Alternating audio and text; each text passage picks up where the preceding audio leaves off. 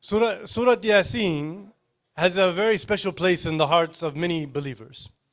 That being said, there was a movement recently, I would say probably two figures that are often misunderstood, that people would think that I'm against for some strange reason.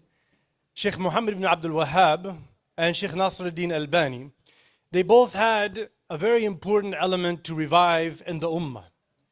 Sheikh Muhammad ibn Abdul Wahhab, rahimahullah ta'ala, he came into a society that had very, very rigid attitudes about many things in many different ways.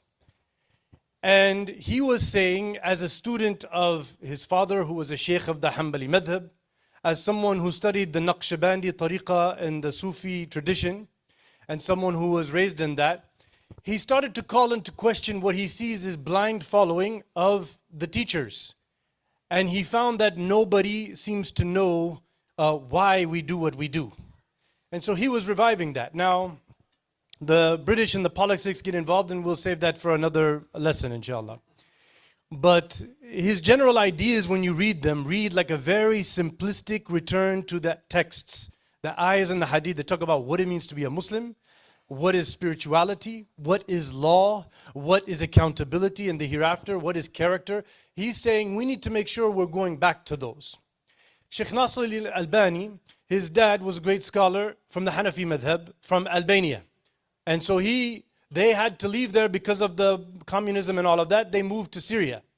And so his father became a scholar in Syria, teaching the Hanafi madhab. And Sheikh Albani, when he was a teenager, he got a job at a library, at a bookstore. And he used to work there, and he found himself having heard some hadiths, but when he saw the hadith section, he's like, I was thinking maybe there was just like one book of hadith or something. So he got very engulfed, just reading and taking notes and researching and analyzing. And so he started this movement called Tahqiq Kutub min Abwab al-Ahadith. So looking at the different sciences of hadith verification methodology. So long story short, there is a lot of things that are said about Surah YaSeen which are weak or fabricated hadiths.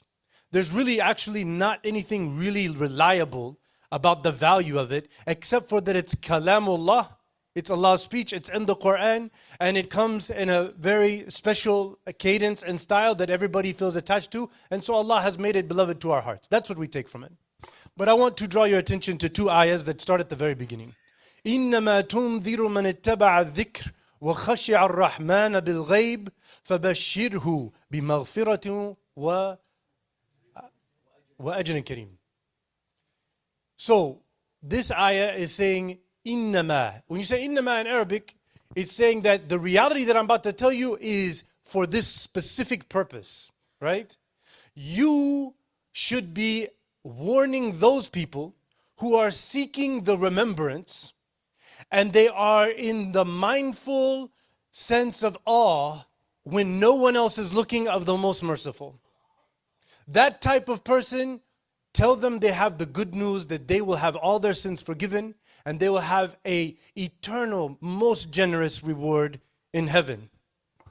So what this ayah is actually telling us is, number one, that warning somebody about accountability of the faith that they claim will be of no use unless that person is seeking, as we started our talk off today, knowledge of the dhikr. The dhikr here means two things. لَقَدْ أَنزَلْنَا إِلَيْكُمْ كِتَابًا فِيهِ ذِكْرُكُمْ. Right? So this is understood that number one, to know yourself is where it starts. Then you can know Allah, and when you know Allah and you know yourself, then you can work this path. But many people actually don't know themselves. Many people sitting in this room right now have not really assessed, why do I think the way I think? What kind of attitudes and inclinations, what are my strong points, my weak points? What are the things I need to work on? What are the things that I have room for improvement? All of these things, a believer should be engaged in that. The knowledge of self. And then the knowledge of Allah can only come through His book and through the example of His Prophet ﷺ. So that dhikr, that reminder is there to give us the regulating factor of divine guidance and wisdom. How should we correct ourselves through that reminder that comes from the absolute moral truth of revelation? And so if you tried to warn someone who does not have that kind of yearningness. They're not looking to the dhikr. And they are not, when nobody else is around, mindful of their accountability to God. And so if that person isn't that way, you can try to warn them, it will do no good, right? That's the value of innama. So then the next ayah says, Inna nuhyi al-mawta wa naktubu ma qaddamu wa atharahum.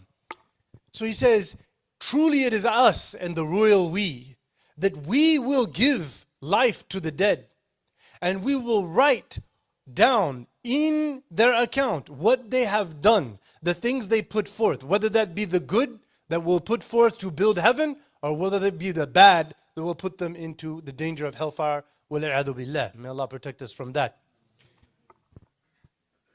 So now he's telling them, وَآثَارَهُمْ. Right? What this means is a Muslim has to see things in the big picture. Am I doing a deed right now just simply to be doing a deed? Or am I doing a deed because I have a bigger plan of growth and development? I have a bigger plan of Islam growing and establish something that will last and become something that will grow and be there forever. Something that will have a big impact. Something that will bring Muslims to a place of strength and influence. That's the attitude we have to have. It's not just simply doing deeds for the sake of deeds. It's doing deeds for the sake of Allah with a vision to establish this message in the world.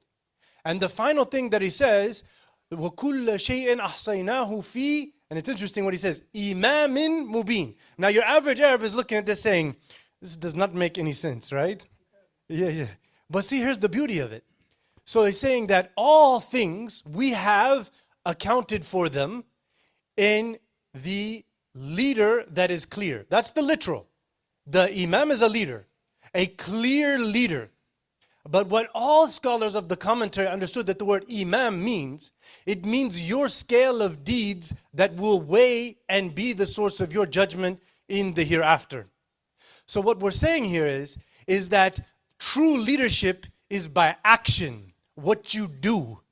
True leadership is in establishing a set of norms that you do that will be held accountable. They will hold others accountable and they hold you accountable. That's the behaviors that the Quran is trying to cultivate in us. A people who are seeking knowledge of the revelation because we know ourselves and we know what we need to do to work on ourselves, and we would like to invite our family and our brothers and sisters to advise and remind and warn us when we set astray.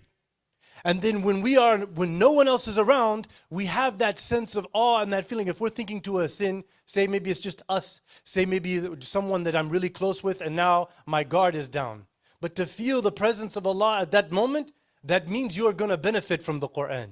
That means you will be forgiven. That means you will have an eternal reward that will be very generous.